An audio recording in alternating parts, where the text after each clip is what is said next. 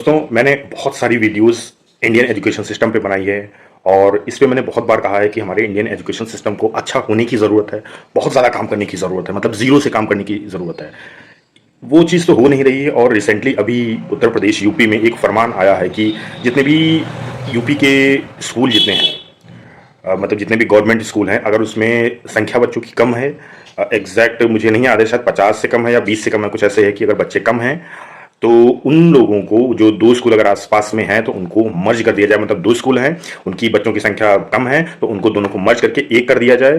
तो इससे क्या होगा कि वो कह रहे हैं कि इसे बहुत बढ़िया गुणवत्ता शब्द सुनिएगा, गुणवत्ता वाली एजुकेशन मिलेगी, बहुत बढ़िया एजुकेशन हो जाएगी, सारे बच्चे पढ़ लिख जाएंगे, सब बहुत बड़े डॉक्टर अफसर बन जाएंगे।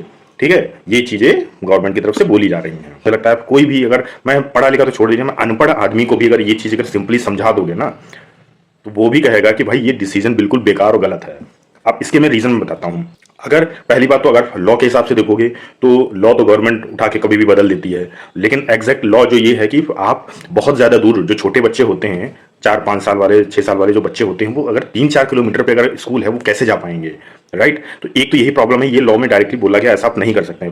दूसरा ये है कि इस चीज को करने के बाद आप जो टीचर्स पे इफेक्ट पड़ेगा, जितने भी टीचर्स पढ़ा रहे हैं, चाहे वो हेडमास्टर हो, चाहे नॉर्मल जो सहायक टीचर होते हैं, और जो शिक्षा मित्र हैं, इन सभी पे ऑलरेडी बहुत ज्यादा बर्डन है, ऑलरेडी बहुत ज्यादा दिक्कतें हैं, उस पे वर्क नहीं हो रहा है, उनको और दिक्कतों में लाया जा रहा है। जो वैकेंसी कई दसों सालों से एक वैकेंसी नहीं भरी गई है टीचर्स की, उस पे कोई काम नहीं हो रहा है।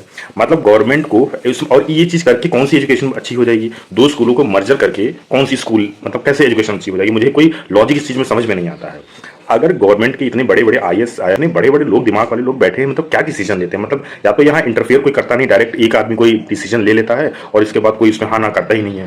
क्योंकि कोई भी सेंसिबल आदमी किसी को भी अगर समझा दोगे ये क्या डिसीजन है, मतलब ये किस हिसाब से लॉजिकल है, कि इससे एजुकेशन कैसे अच्छी हो जाएगी, मुझे बस इतना ही समझा दे कोई, इससे कैसी एजुकेशन अच्छी हो जाएगी।